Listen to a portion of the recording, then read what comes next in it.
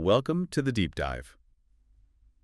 Okay, so today we're jumping into something pretty fascinating, maybe a bit notorious too, based on the sources you shared. Yeah, it's all centered around Way of the Wolf by Jordan Belfort. Jordan Belfort, the Wolf of Wall Street guy. Exactly. And look, it's really crucial we frame this right up front. Our mission here, it's purely analytical. We're looking at the mechanics of his sales system, straight line selling, SLS. Not the biography, not the movie stuff, just the technique itself. Right, purely the system. Because the big question, really the point of this whole deep dive is this. Does that high-pressure, kind of aggressive sales model still work? Especially now, right, in 2025. Yeah, exactly. Customers are smart. They know the tricks. They might even be dealing with AI sellers. Yeah. So is the straight line, a relic? Or is there still something there? Has it just totally expired? Well, to figure out if it's relevant now, I think we first need to understand just how powerful maybe the original system was meant to be. I mean, sales has changed a lot since the 90s, but Belfort's system, it was built on some pretty potent psychological stuff. Yeah. Designed to kind of bypass hesitation. Okay, yeah, let's unpack that then. For anyone who hasn't read the book, what is the straight line? Like, what are the bones of it? What was the goal? The basic idea, it's efficient, maybe brutally so. You move the customer directly and fast from point A, where they're maybe a bit interested, maybe not straight to point B. Which is buying it.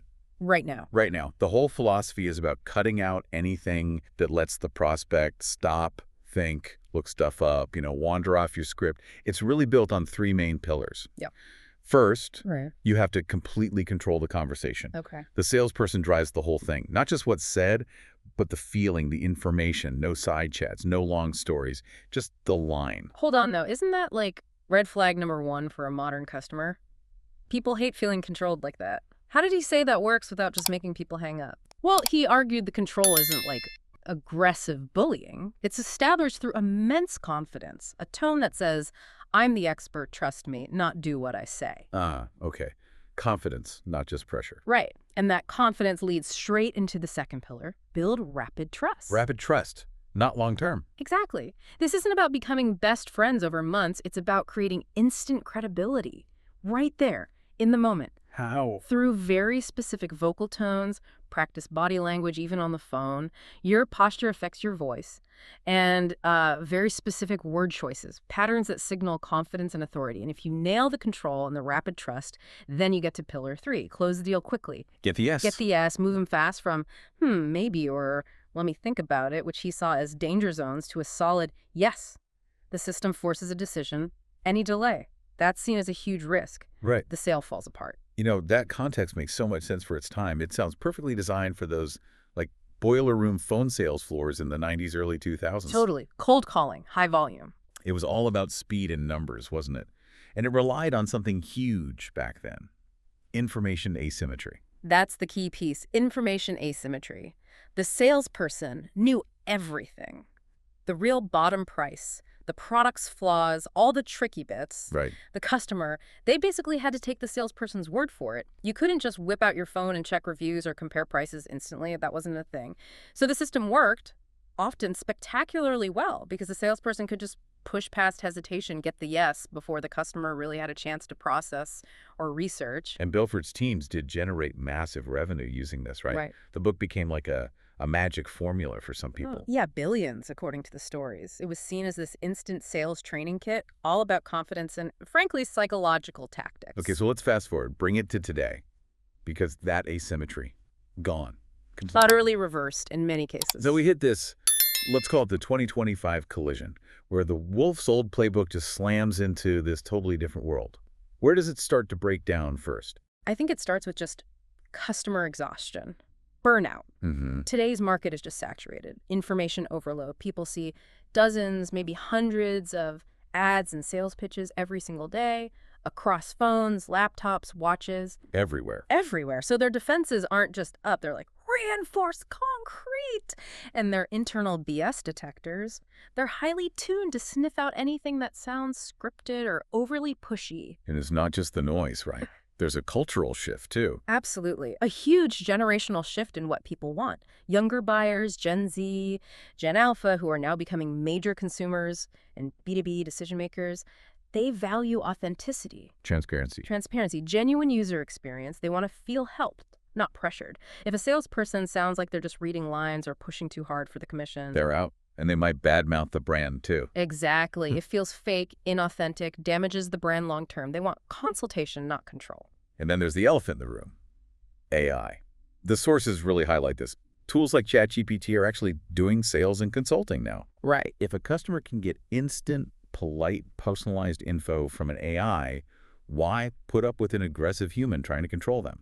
The AI thing flips that information asymmetry completely. AI tools are actually pretty good at that rapid trust building phase. How so? They build trust through data, precision, accuracy.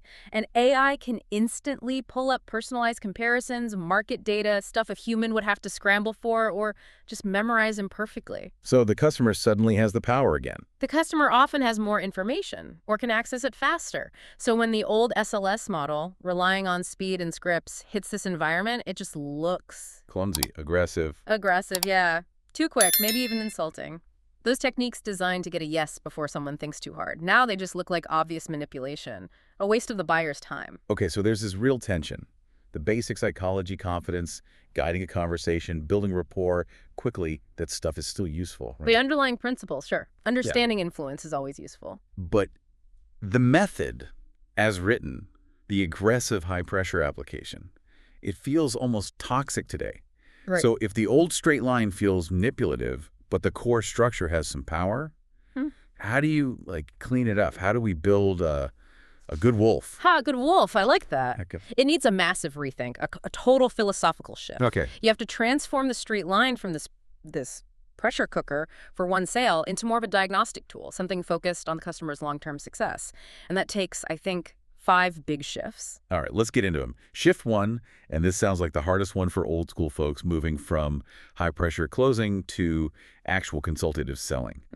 If you're trained to get a yes in a minute, how do you suddenly become a business consultant? It starts with changing your goal, your objective. Okay. Instead of asking those trapping questions like, so are we doing this today, yes or no? You ask diagnostic questions, questions to uncover value for the customer. Give me an example. Instead of pushing your widget, you might ask, if you could wave a magic wand and fix one major bottleneck in your current workflow, what would it be? And what difference would fixing that actually make to your team's output this quarter?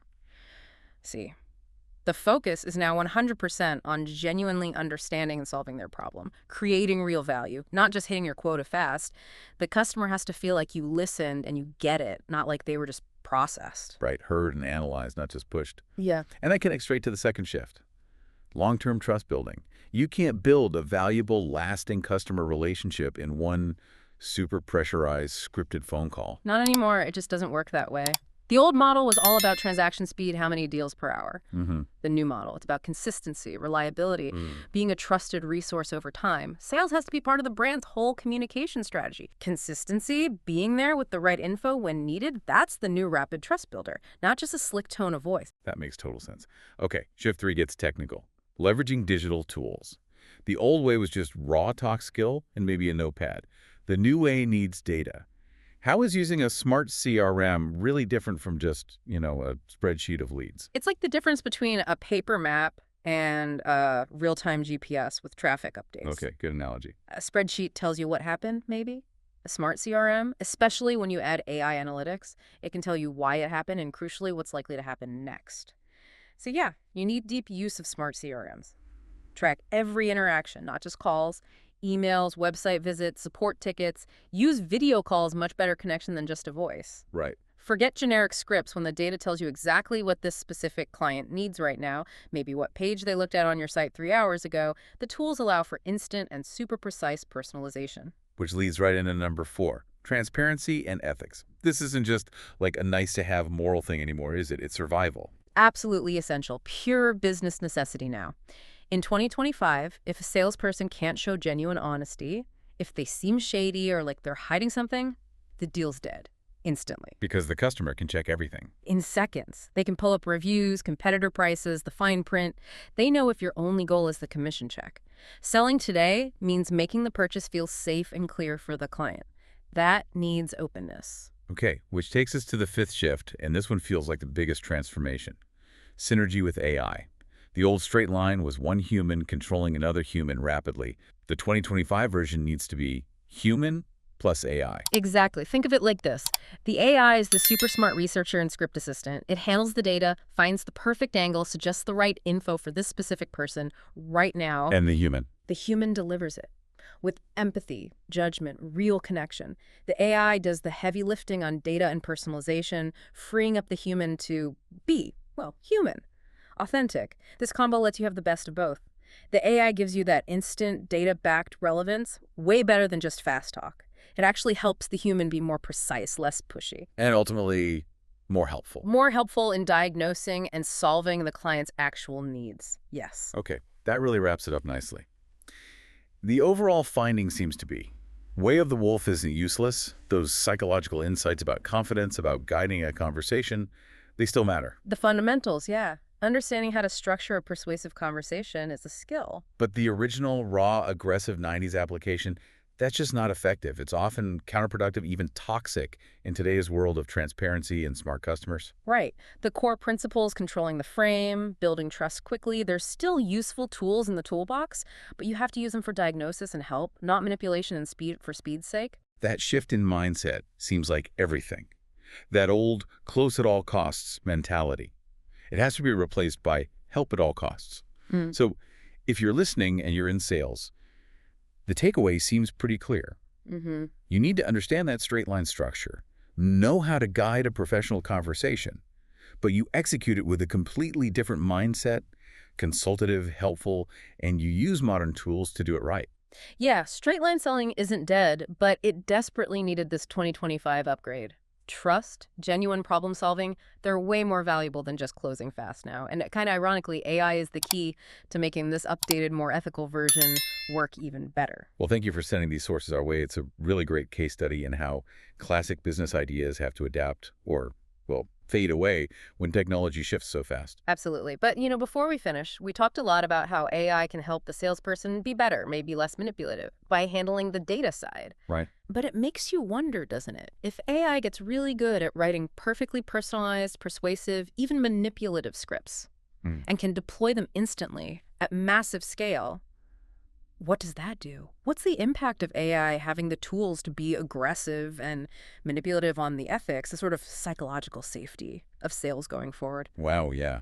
That is definitely something to think about. The AI is the ultimate wolf, potentially. Okay, and for you listening, have you been on the receiving end of one of those old-school, high-pressure sales tactics recently? Did it work?